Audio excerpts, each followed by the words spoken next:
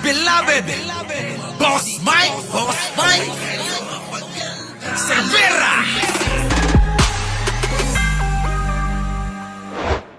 Dito muna tayo. Daho muna tayo, ha? Daho. Oh, ayan. Oh, sino ito? Hulaan Blues tayo, ha? Lady Politico pinalayas sa lunch ng mga Duterte. Tigilan natin. Move on na muna tayo dyan at mag-iisip ako ng paraan kung paano natin ipagtatanggol si Martin. Huwag kayong mag-alala. Oo, gagawa tayo ng paraan, ha? Sa next live natin, paalala nyo kung ano na naisip ko, kung paano natin ipagtatanggol. Kakausapin ko si Lamima, kakausapin ko si Nyulo, kakausapin ko si Takero at iba pa. Kung ano maganda rito. Kasi hindi pwede ito eh. Pero dito muna tayo. Okay ha? Basta, huwag kayong mag-alala, huwag kayong magpapanik. Easy lang kayo. Sabi dito, mga kababayan ko, Lady Politico pinalaya sa lunch ng mga Duterte. Sino ito mga kababayan? Ayon po sa ating bubwit, nagpipilit na pumasok ang babae na to sa nakasarado na pinto na may mga bodyguard, marami. Alam nyo naman ang bodyguard ni Sara Duterte, di ba? Sangkatutak yun. Meron dun sa loob, meron sa labas. So ngayon, mga kababayan, nag-gate crash. Nag-gate crash daw itong babae na ito, na politiko, papasok kasi siya na lang naiwan sa labas. Para bang isinadya nila naiwan siya sa labas at titigas pumunta doon sa loob na lahat.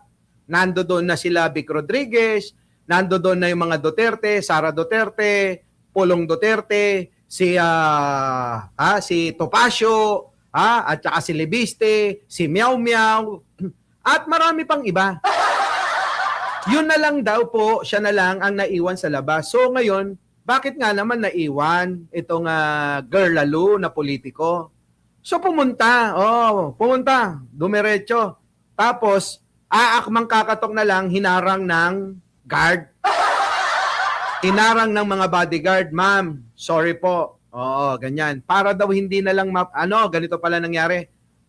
Papasok, wait lang daw, pinantay. Pumasok yung isang bodyguard sa loob, binulong, kay Sara Duterte. Ma'am, nandito po sa labas si gustong pumasok. Sino yan? Yung pong hindi ko malaman kung babae o lalaki. Kasi maiksi buhok. Ma'am, gusto daw pumasok dito, gusto kayong makasama. Sabi daw nung isa, wag mo papapasukin yan. Pag pinapasok mo yan, kami aalis dito. Ganon mga kababayan ang ginawa. Sabi nung nag-inarte rin yung isa. Sara Duterte, Vice President, pag pinapasok mo yan, kami na lang lalabas, kayo na lang dito. Nagmaoy mga kababayan yung isa. Siguro yung malagasolito. Yun naman yung galit na galit doon, di ba? Tapos mga kababayan ko, ang nangyari, bumalik yung bodyguard. Sinabihan yung bodyguard, mga kababayan, na sabihin mo na lang na hindi pa pwede kasi marami kaming confidential na pag-uusapan. Para daw hindi mapahiya, yung babae na gustong pumasok. Pero sa totoo lang, pinagtabo yan talaga. So, paglabas, mga kababayan, ang sabi, ma'am, sorry, kasi confidential daw po yung pinag-uusapan. Tapos sabi ng babae, bakit? Hindi ba ako parte rito? Tinanong pa talaga kung hindi siya parte. Hindi ka nga daw parte kasi siniksik mo nga lang daw yung sarili mo dyan. Alak ka ng pating talaga. Ngayon, mga kababayan, hinahanap ko.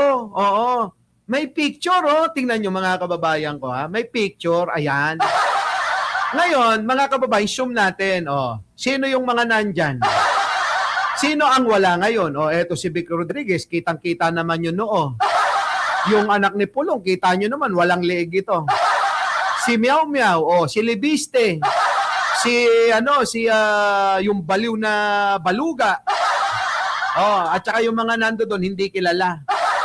Tapos dito, eto na, mga kababayan, si Basti na. Hindi natin kilala yung mga tatlong nandito sa kaliwa.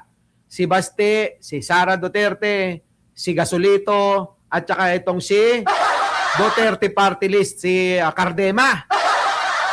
Ngayon, hulaan nyo kung sino ang wala. Di ba mga kababayan? Hulaan nyo na lang kung sino ang wala.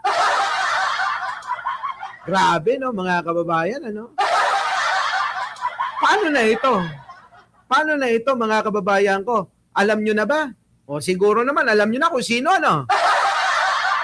Ngayon, sabi ho ng mga post sa social media, bakit nga daw ba puro eto lang ho yung mga pipitsugin ang kasama ni Sara Duterte? Ang sagot ko diyan kahapon nga, dahil nga po, wala namang sumasamang mabigat na politiko kay Sara ngayon eh. Walang sasama. Tingnan nyo, wala sila Panelo, wala sila Aimee, di ba? Wala sila Chis Escudero, Villanueva, Jinggoy Estrada, o kahit nga sino pa wala dyan.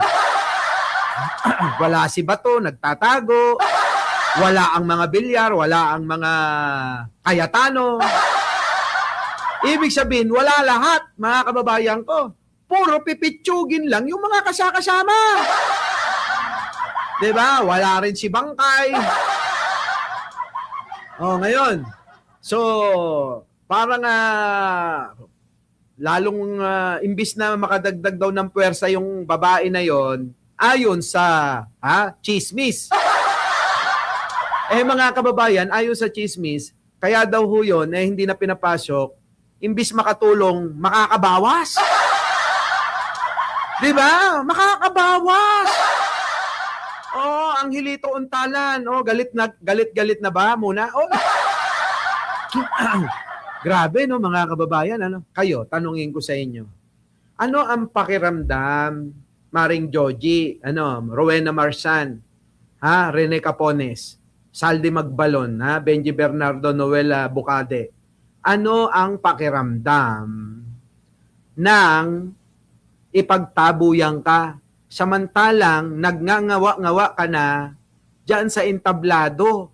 'Di ba? Ngawa-ngawa ka na ganyan-ganyan, nambobola ka pa, 'di ba? Duterte ka ng Duterte, samantalang dati ang tawag mo Fiona, 'di ba? Duterte ka ng Duterte, samantalang dati hinaharang mo yung pagtakbo ni Duterte. Pati yung party list ni Duterte. Ganon. Kaya alam nyo, mga kababayan, ang tanong kasi dyan, alangan naman na piliin ni Sara Duterte yon kaysa dito kay Gasolito. Siyempre hindi. Diba? Iba ito. At saka ito, membro ng PDP si Gasolito eh. Yon, hindi naman membro eh. Diba? No?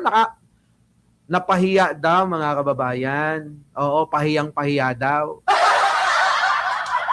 Napahiya yung yung Ale. Oo, Beans. Baka hindi nga nakasuot ng Gucci tsaka Rolex. Dapat lagi mo suot yung Gucci mo tsaka Rolex mo. Hindi yung ano ba sinuot mo kasi Casio. Baka naman nagsuot ko ng Benetton. Baka suot mo Alba. 'Di ba? Ano kaya suot ni Guangson? Q&Q. Uy, naalala niyo yung relo na yon, yung Q&Q.